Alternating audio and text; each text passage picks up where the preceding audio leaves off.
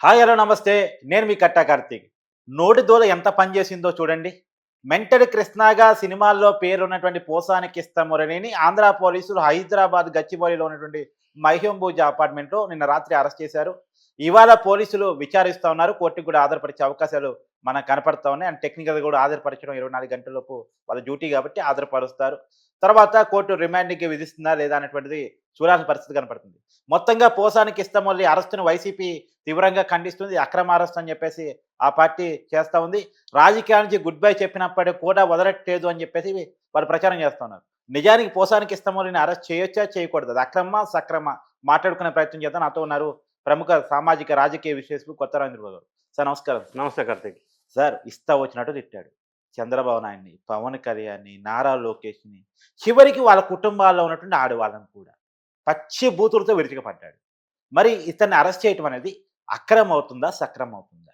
ఇప్పుడు ఆంధ్రప్రదేశ్ రాష్ట్రంలో ఈరోజు చర్చనీయాంశం బాగా ట్రోల్ అవుతున్న అంశం పోసాని మురళి అరెస్టు. హ్మ్. సో ఇది అక్రమమా? సక్రమమా? అనేది మనం అక్రమం అరెస్ట్ అంటే ఎప్పుడు అంటాం? ప్రొసీజరల్ ల్యాప్సెస్ ఉంటే అక్రమం అరెస్టు. నోటీస్ ఇవ్వకుండా అర్ధరాత్రి వచ్చి ఎందుకు అరెస్ట్ చేస్తున్నారో ఏ కేసులో అరెస్ట్ చేస్తున్నారో కూడా తెలియకుండా చెప్పకుండా అర్ధరాత్రి వచ్చి ఇంట్లో నుంచి తీసుకెళ్తే అక్రమం. తీసుకెళ్లి పోలీస్ స్టేషన్కి తీసుకెళ్లకుండా కస్టోడియల్ టార్చర్ పెడితే అక్రమం. ఆ తర్వాత ఏ పోలీస్ స్టేషన్కి తీసుకెళ్తున్నారో తెలియకుండా తిప్పి 300-400 కిలోమీటర్స్ టార్చర్ పెడితే అక్రమం. ఈ ప్రొసీజర్ అంతా ఫాలో అవ్వకుండా చేస్తే అది అక్రమం. ఓకే. ఇంతవరకు మనం ఒప్పుకొని తెరవలసిందే కదా. అవును. రఘురామ కృష్ణరాజు కేసులో మనకు అక్రమం కనపడింది. అక్కడ నిష్పక్షపాతంగా అనాలిసిస్ చేద్దాం. పోసాని కృష్ణమురళి గతంలో వైఎస్ఆర్ కాంగ్రెస్ పార్టీ ప్రభుత్వంలో ఉన్నప్పుడు పదవి కోసమో, జగన్ కళ్ళల్లో ఆనందం చూడటం కోసమో చంద్రబాబు నాయుడు గారిని కానీ, లోకేష్ని కానీ, పవన్ కళ్యాణ్ కానీ ఎవరిని పడితే వాళ్ళని నోటికి ఏదొస్తే అది మాట్లాడాడు. అసభ్యకరమైన పదజాలంతో మాట్లాడాడు. అంతవరకు ఆగాడా? ఆగలా. దాంతోపాటుగా కుటుంబ సభ్యుల్లో లేడీస్ని, పిల్లల్ని ఎవరిని వదిలిపెట్టకుండా మనం మాట్లాడకూడని మాటలు అన్నాడు. అది సభ్య సమాజంలో ఏ వ్యక్తి హర్షించరు అనేది వాస్తవం. ఇది నిజమే కదా. ఇది జరిగిన మాట నిజం. అది ప్రెస్లో, మీడియాలో ఎవిడెన్సెస్ ఉన్నాయి. ఇంత జరిగిన తర్వాత నాకు ఒక విషయం గుర్తొస్తుంది. నేషనల్ డిజాస్టర్ మేనేజ్మెంట్ అని ఒకటి ఉంది కదా మన దగ్గర. అదేంటంటే ప్రకృతి విపత్తుల వల్ల రక్షించడానికి ఆ సంస్థ ఉంది. మరి మానవ విపత్తులు ఉన్నారే, ఇటువంటి వాళ్ళు మానవ విపత్తులు క్రియేట్ చేస్తున్నారు కదా. దీని నుంచి రక్షించడానికి కూడా పోలీస్ స్టేషన్ సరిపోవు.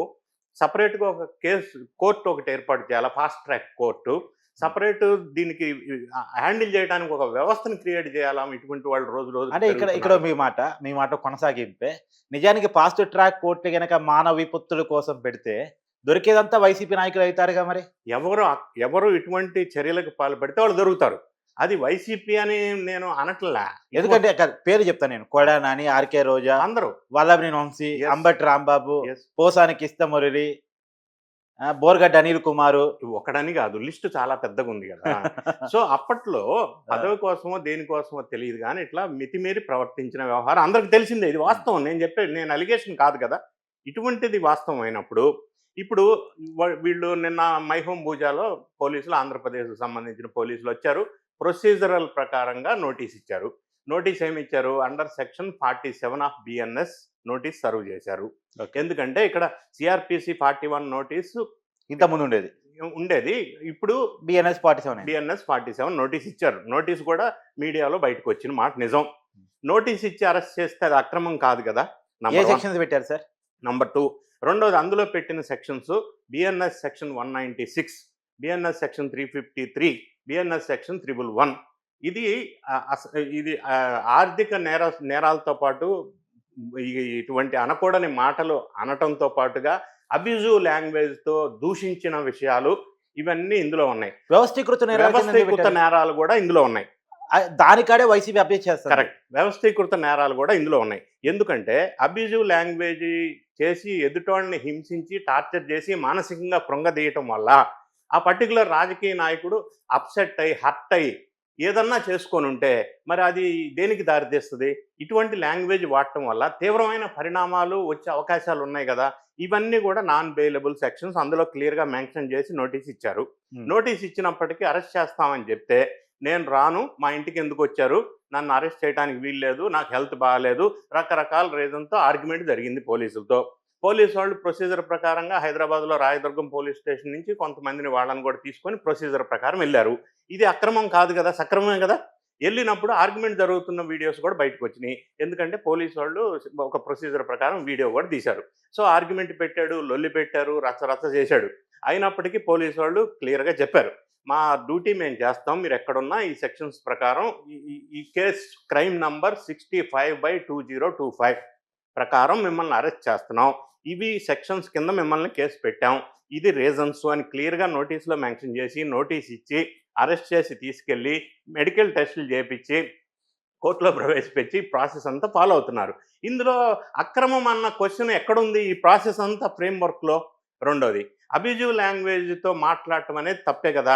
అది పోసాని కృష్ణమురళి మాట్లాడినా, ఇందాక మీరు ప్రస్తావించిన పేర్లున్న బ్యాచ్ ఎవరు మాట్లాడినా కూడా వాళ్ళందరికీ ఇదే సెక్షన్స్, ఇదే కేసులు అప్లికబుల్ అవుతాయి కదా, కాస్త ముందో వెనక. ఇప్పుడు ఇంకోటి సార్, ఇప్పుడు పోసాని కృష్ణమురళి అరెస్ట్ అయిన తర్వాత అందరి చూపు కూడా వర్మ అరెస్ట్ కూడా జరగబోతుంది అనేది అందరూ అనుకున్నారు. నిజం జరిగే అవకాశం నాట్ ఓన్లీ వర్మ, ఇదే బాటలో కొడాలి నాని కానీ, రోజా కానీ, పేర్ని నాని కానీ ఈ పర్టికులర్ పంధా అవలంబించుకున్న వాళ్ళు చాలా మంది లైన్లో ఉన్నారు కదా. సో వీళ్ళందరికి కూడా ఇదే ప్రొసీజరు, ఇదే సెక్షన్స్ అప్లికబుల్ అవుతాయి. ఒకటి. రెండోది, అక్రమం అంటే ఈయన హైదరాబాద్లో అరెస్ట్ చేసి ఎక్కడికి తీసుకెళ్తున్నారో తెలియకుండా చంద్రబాబు నాయుడు గారిని గతంలో రోడ్డు మీద రాత్రిపూట అరెస్ట్ చేసినప్పుడు ఏ సెక్షన్ పెడుతున్నారో తెలియదు, ఎందుకు అరెస్ట్ చేస్తున్నారో తెలియదు, తర్వాత రిమాండ్ రిపోర్ట్లో ఇస్తామని చెప్పిన మాట మనం చూసాము, విన్నాము కదా. మరి అది కదా అక్రమం. ఇది అక్రమం అని అనటానికి కారణాలు ఏంటో అనేది నాకు అర్థం కావట్లా. ప్రొఫెషనల్గా క్లియర్గా ఆ పోలీసు వాళ్ళు ఇచ్చిన నోటీస్ ప్రకారం ఇందులో అక్రమం ఎక్కడుందనేది నాకు అర్థం కావట్లా.